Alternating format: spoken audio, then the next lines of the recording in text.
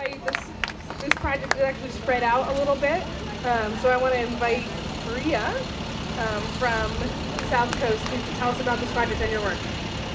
Okay, my name is Maria Connolly, and I'm a co-founder of South Coast Neighbors United. And in the South Coast, we're not only getting the pipelines, we're getting compressors, we're getting the LNG tanks. They're planning to put in a question, 2 LNG tanks. Each tank will be the size of the Gillette Stadium. Eversource owns 250 acres in the Cushing. All this land that they plan to put this LNG facility in is zoned residential, surrounded by residential homes, 3 schools. 1 school is within a mile, the other 2 schools 1.3 miles. That's at least 1,500 students. Elementary school, 2 elementary schools in the middle school. And this facility, as I said, is all in a residential zone. And there's going to be compressors because it's going to be a gas making facility. The gas is going to be piped in as vapor. On site, it's going to be converted to liquid to store in these huge LNG tanks. I have a picture right here. I wish it was huge so everyone could imagine the size of these tanks. Imagine 2 Gillette stadiums in this piece of land, which they're going to clear out. And the Eversource representative, because down our way it's Spectra and Eversource, said that, well, this land is 40% wetlands, 40%. And he said, well, we can replicate it.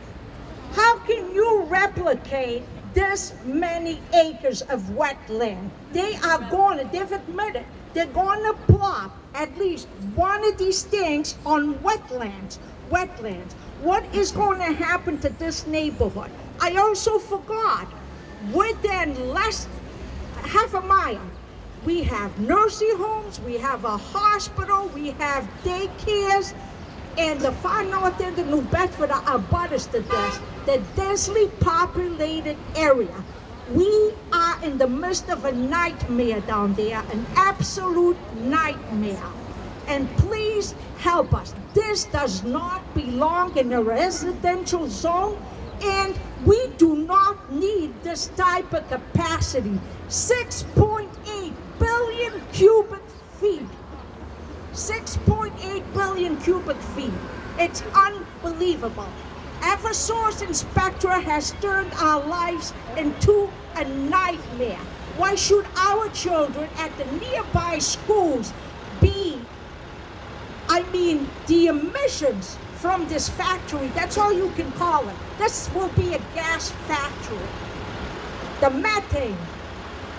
We as adults, it's our job as adults in our society to protect our young. To protect our young. 3 schools. Let's remember that. 3 schools, nursing home, hospitals, daycares. Thank you. United to fight these tanks.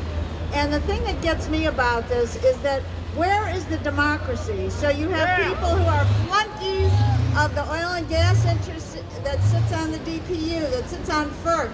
Where is our right to decide what we need, what we want? Where is the democracy? Is it all sacrificed to corporate greed? Is that what we have to live our lives for? No what longer. These corporations want? No! So we're going into the State House, and we have to hope and press our legislators that they look out for us. We elected them to represent us. They've got to represent us, and I know that if we have enough pressure from people power, we can stop it, just like the Ned was stopped. When I heard about the Ned being stopped, I said, power to the people! Amazing. So please welcome Bree from No Sharing Gas Pipeline. Hi, everybody.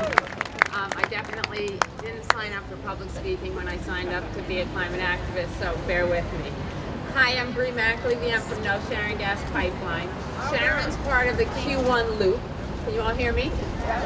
Okay, there are 9 towns on the 21-mile loop that is slated to run from Canton to Medway, where the pipeline will continue for another 27 miles as the West Boylston Lateral. No Sharon gas pipeline formed last fall after finding out about the Spectra proposal. At the time, I didn't think much about the electric grid. I didn't know much about energy policy, and I had only recently arrived in Massachusetts, so I didn't grasp much about state or local politics. But I did know a few things. I knew the kind of utter devastation the fracking communities in Pennsylvania were living with. I knew climate change was real and accelerating. I knew what corporate greed running roughshod over communities looked like.